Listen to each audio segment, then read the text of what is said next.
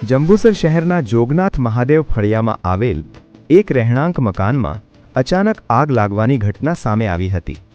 મંજુબેન ઈશ્વરભાઈ તપોધન ભટ્ટ રહે જોગનાથ મહાદેવ ફળિયા.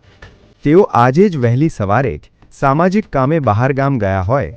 બપોરના સમયે અચાનક ઘરમાંથી ધુમાડા નીકળતા હોય.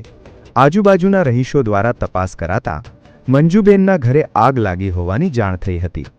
ઘરમાં આગ લાગતા આસપાસના લોકો તાત્કાલિક દોડી આવ્યા હતા અને આગ ઉપર કાબૂમાં લેવા પ્રયત્ન કર્યો હતો.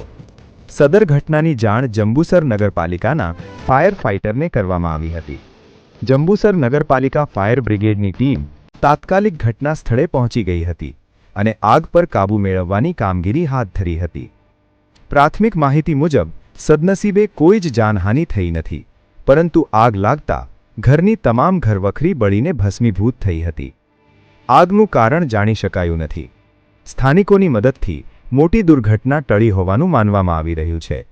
રિપોર્ટર રફીક મલેક, જંબુસર.